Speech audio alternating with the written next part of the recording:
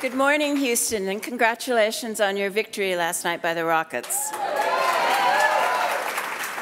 So there was some confusion for some of us of the Rockets and the Astros, but arguably you already have one world championship. So, as Margaret said, I'm Laurie Garduque. I direct the criminal justice program at the MacArthur Foundation.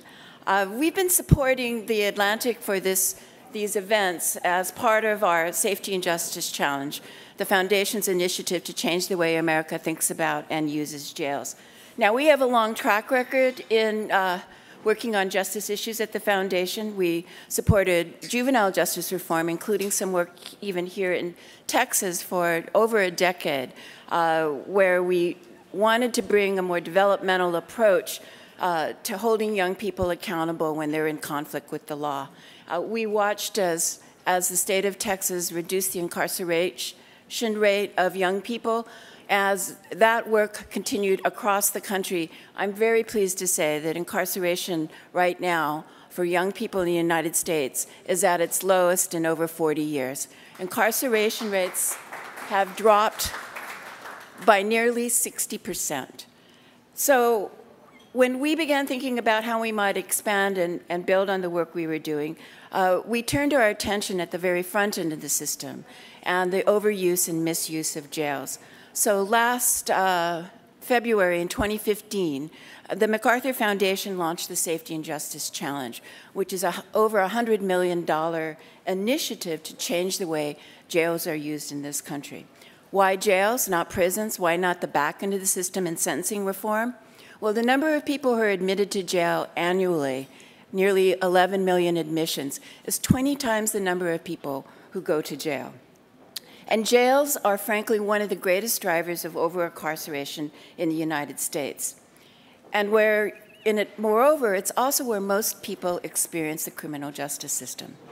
Now, who are the people who are in our jails? Well, as 2/3 of them are being held pretrial, so they're innocent unless they're proven to be guilty. Many people are there because they can't make low-money bail or they suffer from serious mental illness. So jails, instead of being places that promote public safety, ensure that people show up to court, have become warehouses for the poor and those whose other systems have failed them. So we're now working with 40 jurisdictions across the country in 25 states, including Harris County, to address the misuse and overuse of jails and to explore alternatives to incarceration. We placed a particular emphasis on dealing with racial and ethnic disparities. Our goal is to build fair, more effective, and equitable local justice systems that use data-driven, innovative, and collaborative ways of working together to put evidence-based practice in place. Now, as I said, Harris County was one of nearly 200 jurisdictions that were selected for this deep investment. We gave Harris County a target of reducing its jail population by 21% in 3 years.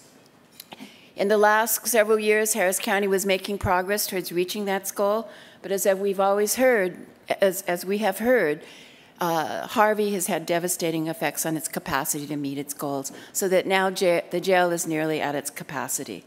On the other hand, there's no quick fix, and the progress that had occurred before Harvey is something that the county can continue to build on. There's now data in hand to help identify places in the system, how cases are processed that need to be changed, whether that's the number of admissions, how long people are staying in jail, the conditions under which they're released. We're looking at pretrial services, probation, and case processing. We're also emphasizing the importance of meaningful engagement, borrowing a line from the disability community, no change about us without us. So while there has been a setback in Harris County, I think that it is making progress, and we're here to understand the challenges that remain. So I'm pleased that we have such a good crowd to what I hope will be a set of provocative discussions about the course forward. We know that Harris County is dedicated and committed and passionate about what's happening in the city, the demographic changes. But what I want to emphasize in thinking about criminal justice reform or race and justice, we're talking about economic justice, social justice, as well as racial justice. So thank you for having us here today. Thank you to the Atlantic for hosting this event, and let's get on with the program. Thank you.